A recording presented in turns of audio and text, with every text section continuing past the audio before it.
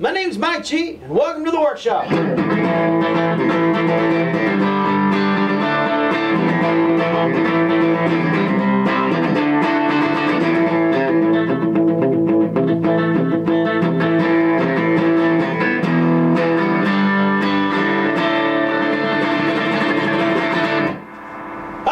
As I said, my name's Mike G. This is the workshop. Thanks for watching this video. Today's lovely guitar is one of our woodshed Barncasters.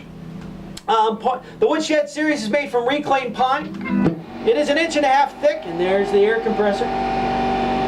This particular one, I saw an individual online who had done what he called a come on.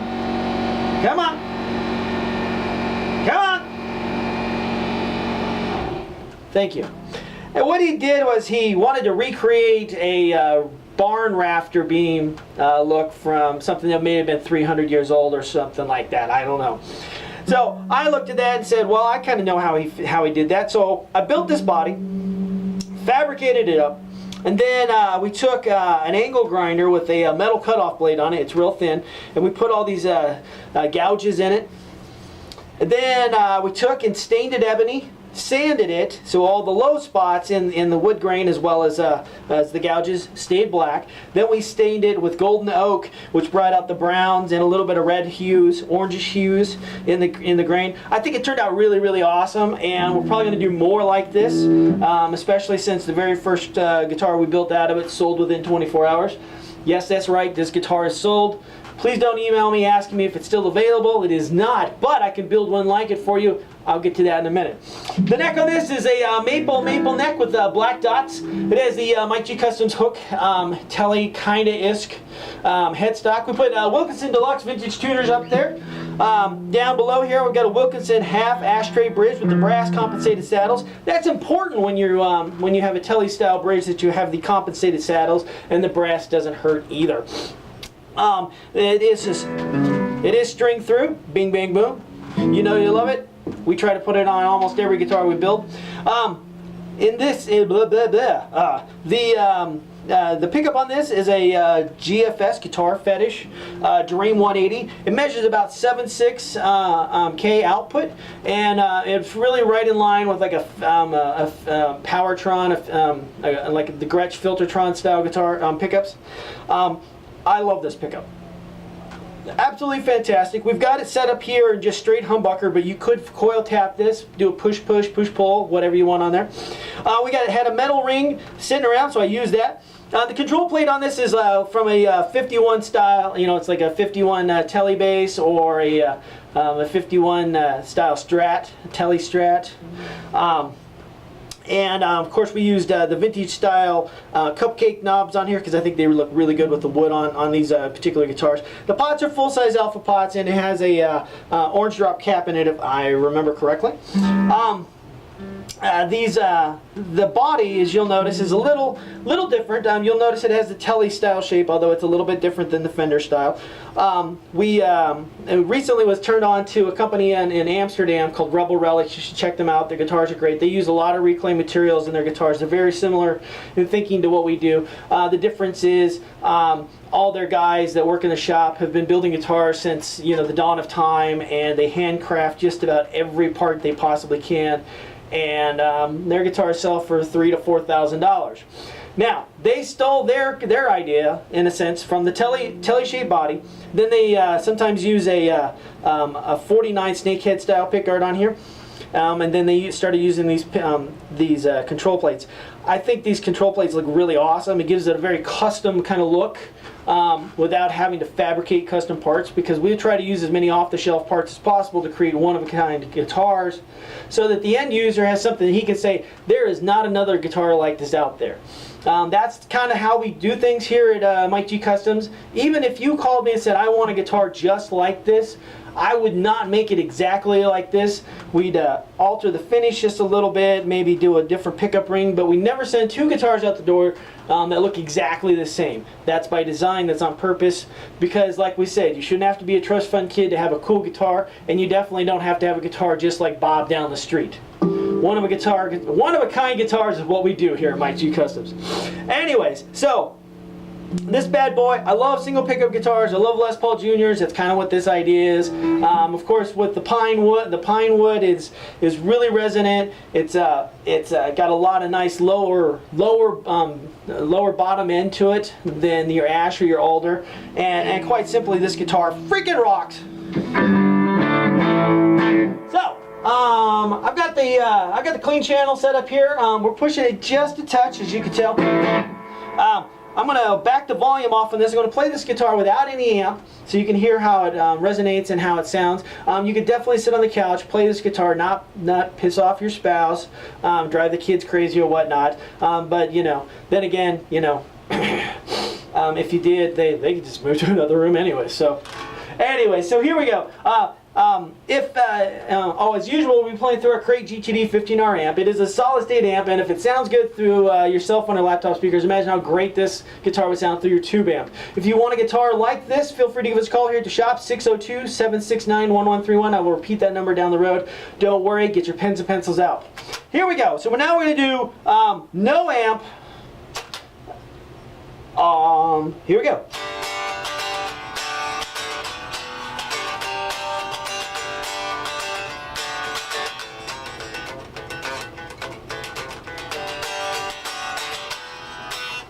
There you go. Now bring the volume up just a little bit.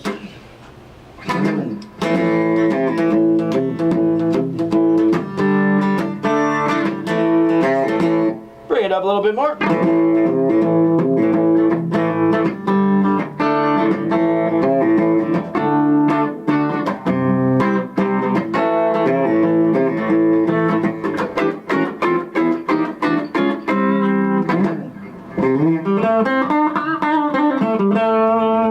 Bring it up a little bit more.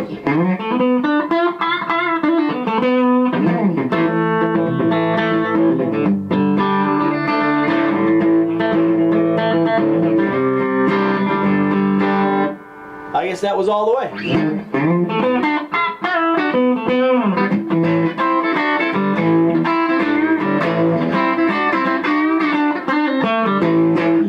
All right. Oh, here we go. Do some open chords.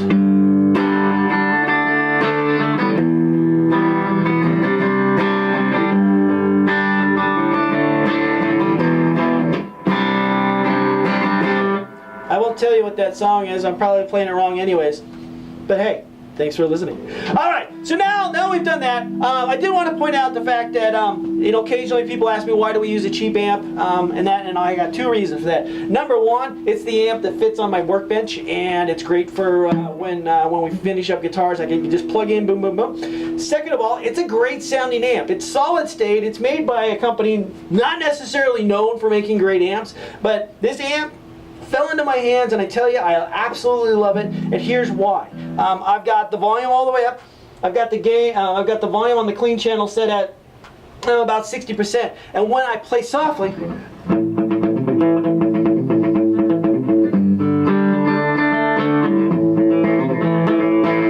it's nice and clean. But I can hit it hard.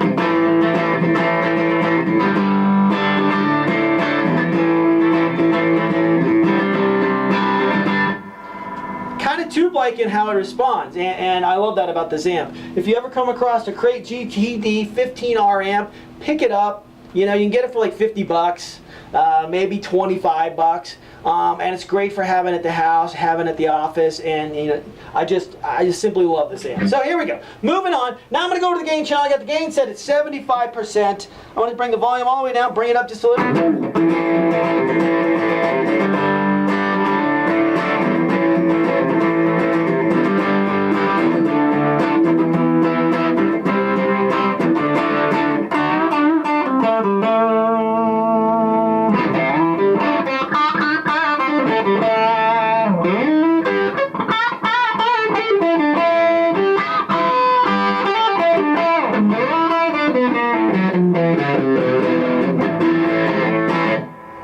A little bit more.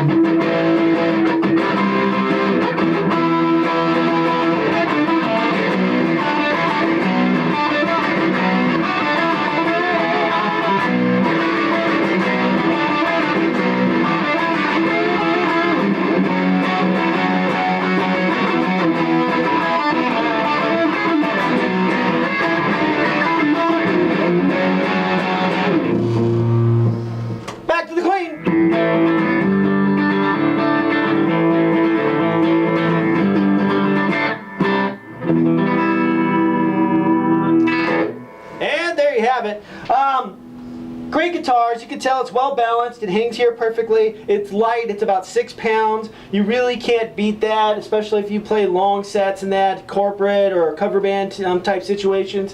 A light guitar goes a long ways to keeping your back from looking like Jason Newsted.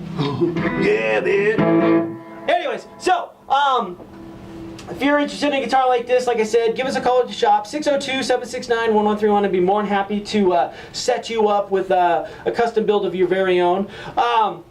At the end of my videos for the last couple of months, I've been saying, doing sort of a tribute to Casey Kasem. When I was like 7 years old, I used to sit on the back porch of my parents' house and listen to America's Top 40, and he turned me on to such such a wide range of bands, and probably really was a big part in shaping my pop sensibilities.